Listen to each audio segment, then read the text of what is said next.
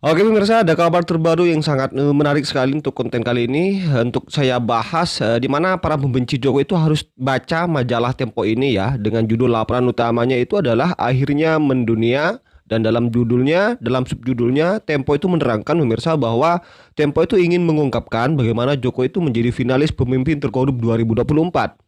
Nah, di dalam itu ada wawancara Tempo dengan Drew Sullivan selaku pendiri OSIS RP, di mana OSIS RP ini yang di Indonesia itu yang di Indonesia ini kan yang disebut-sebut sebagai organisasi internasional yang menilai Jokowi sebagai salah seorang presiden terkorup di dunia pemirsa.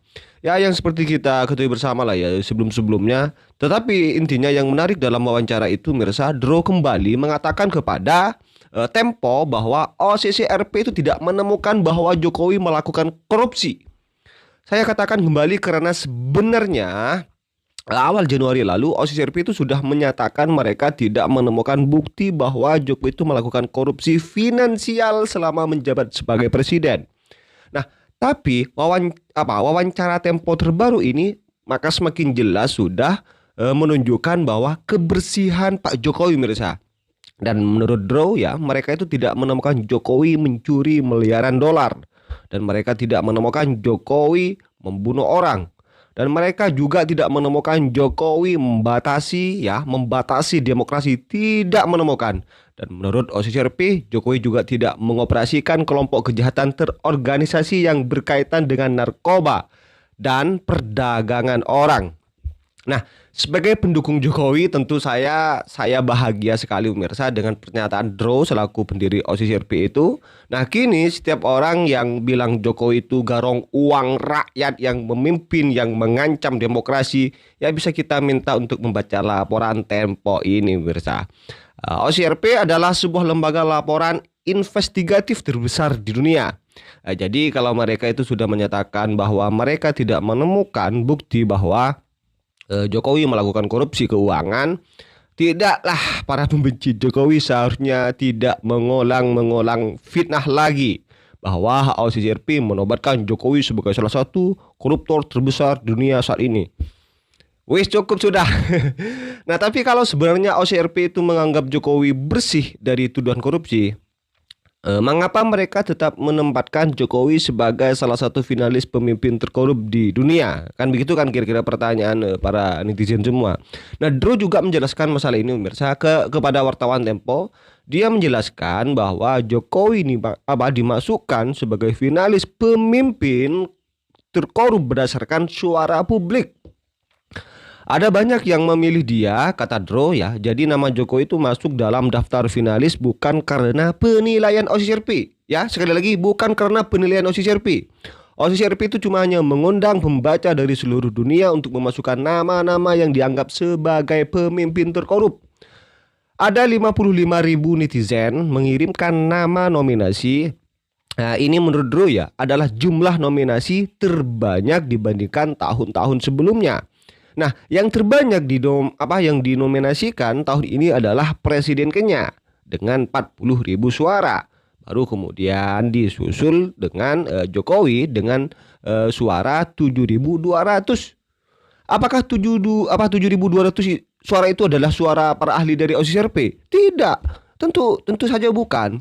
Itu adalah suara netizen yang saya duga datang dari Indonesia dan memang orang-orang pembenci Pak Jokowi. Ya, jadi nama Jokowi muncul dalam daftar finalis pemimpin terkorup karena ada 7.200 orang Indonesia mengirimkan nama Jokowi kepada OCCRP. Nah, OCCRP tidak begitu saja menggunakan daftar nominasi berdasarkan suara netizen itu, Mirza. Nah, tapi bagaimanapun ya sebagai bentuk transparansi dan akuntabilitas mereka, OCCRP merasa harus memuat nama Jokowi sebagai salah satu finalis walaupun tanpa bukti. Tapi celakanya para pembenci Jokowi di Indonesia dengan sengaja malah memelintirnya pemirsa. Sehingga seolah-olah Jokowi itu adalah salah seorang pemimpin terkorup di dunia menurut OCCRP.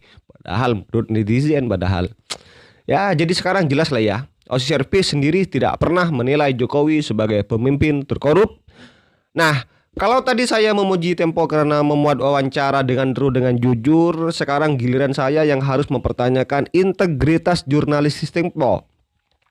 Wawancara dengan Drew ya, Drew Sullivan ya, ini adalah salah satu bagian dari laporan utama Tempo yang berjudul Akhirnya Mendunia. Nah, laporan panjang itu diisi oleh narasi yang sangat kental menuduh Jokowi sebagai pelaku korupsi di tingkat dunia. Nah, serangan terhadap Jokowi itu paling terasa di editorial mereka. Bahkan sejak awal tulisan Tempo itu menyayangkan mengapa masyarakat Indonesia tidak memprotes OSIS-RP karena tidak menempatkan Jokowi di urutan teratas tokoh kejahatan terorganisasi dan terkorup tahun 2024. Bayangkan Tempo saja masih minta kita memprotes lembaga internasional itu hanya karena OSIS-RP tidak menganggap Jokowi pemimpin terkorup di dunia nomor satu. Padahal OSIS-RP itu tidak pernah menyebut Jokowi korup, apalagi terkorup. Yang ada adalah daftar nama-nama pemimpin yang dinominasikan sebagai pemimpin korup dunia oleh pembaca atau netizen, tapi bukan oleh OSIS-RP. Nah, dalam editorial itu Tempo juga menyebarkan kabar bohong pemirsa tentang Partai Solidaritas Indonesia yaitu PSI, yang mana ketua umumnya adalah putra Jokowi yaitu Kaisang Pangarep. Tempo misalnya itu menyatakan bahwa PSI menekan sejumlah media agar mencabut berita tentang OSIS-RP. Nah, sayangnya Tempo itu tidak menyebut media mana yang mengaku ditekan oleh PSI. Nah, tapi karena saya adalah pendukung Jokowi dan PSI, ya saya bisa dengan tegas dan mengatakan bahwa ini jelas bohong apa yang disampaikan oleh Tempo. Kaisang itu sama sekali tidak memberi instruksi apa-apa. Dan sebagai sebuah partai yang lolos ke DPR pun tidak, bagaimana mungkin bisa menekan media? Dan lebih jauh Tempo juga menulis tulisannya begini pemirsa. Upaya Jokowi dan pendukungnya membela diri sia-sia katanya. Karena para pemimpin korup itu terpilih masuk nominasi berdasarkan suara kualitatif secara global. Sungguh keliru bila keputusan OSIS-RP hanya dinilai semata-mata secara kuantitatif. Apalagi menanyakan bukti material legal dari tuduhan tersebut. Nah, itu kata Tempo. Nah, narasi Tempo ini sungguh berantakan sekali. Kalaulah Jokowi disebut sebagai seorang pemimpin korup yang terpilih masuk nominasi, itu kan jelas tidak terjadi karena survei kualitatif. Nama Jokowi itu kan masuk dalam daftar finalis semata-mata karena adanya cukup banyak suara yang mengirim nama dia ke OSIS-RP, kan itu saja cuma. Jadi itu jelas-jelas kuantitatif bukan kualitatif, bukan lapangan. Di mana ya logika redaktor Tempo ini? Selanjutnya Tempo itu meracau tentang Jokowi, walau sebenarnya dalam membuat editorial OSIS-RP ya Tempo itu maki-maki nama Jokowi pemirsa. Menurut Tempo 10 tahun menjadi presiden, Jokowi telah menimbulkan kerusakan parah dalam kehidupan bernegara di Indonesia, nepotisme, penyalahgunaan kekuasaan, hingga praktik-praktik yang menggerus demokrasi dilakukan oleh Jokowi. Nah, ini kan kata media Tempo. Nah, itu semua terjadi lewat kecurangan pemilihan umum kata Tempo pemirsa. Ya seperti sebuah pamflet propaganda. Tempo menyangkut pemilu 2024 sebagai pesta demokrasi terburuk sepanjang sejarah Indonesia setelah reformasi kata Tempo.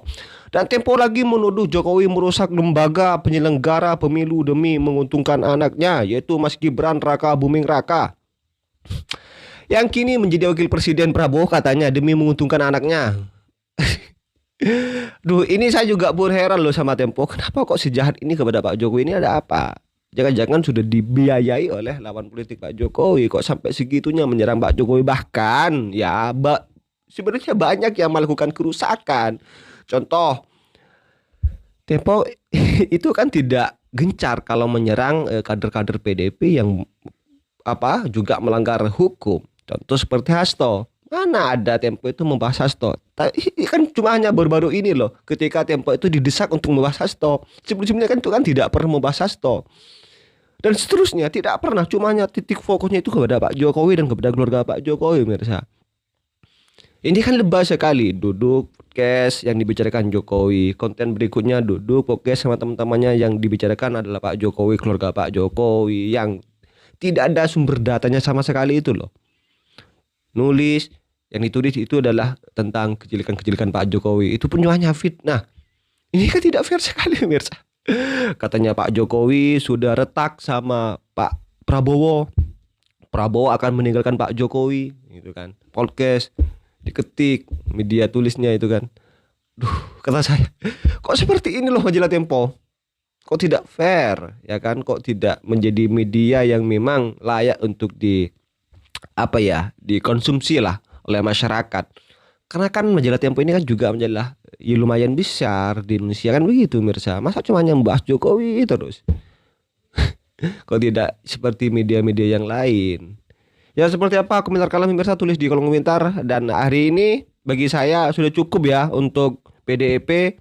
Untuk Pak Mahfud sendiri yang selalu menyebut ya seperti yang Osisir P katakan, cukup Pak Mahfud ya, dan cukup semua Pak Anies Rashid Baswedan. Jangan memfitnah Pak Jokowi masuk nominasi lagi. Karena Osisir P hari ini itu sudah sangat dengan tegasnya membantah bahwa Pak Jokowi itu sama sekali tidak masuk dalam daftar yang dipilih oleh OCCRP sebagai salah satu nominasi, melainkan daftar yang dipilih oleh masyarakat Indonesia itu sendiri dengan angka 7.200 orang yang mengirimkan namanya ke OCCRP ya kan, bukan dari OCCRP yang belusukan dan mencari fakta, bukan itu, tetapi memang cuma hanya berdasarkan suara dari masyarakat Indonesia itu sendiri yang cuma hanya 7.200 orang. 7.000 Mirsa. Dengan pendukung Pak Jokowi yang sudah merasakan puas itu banyak sekali, bahkan jutaan. Ya sudahlah. Ya seperti apa komentar kalian, tulis di kolom komentar. Dan sekali lagi doang Mirsa, jangan lupa tekan tombol subscribe-nya biar kalian juga tidak ketinggalan konten-konten dari channel ini ya. Dan salam demokrasi dan salam NKRI.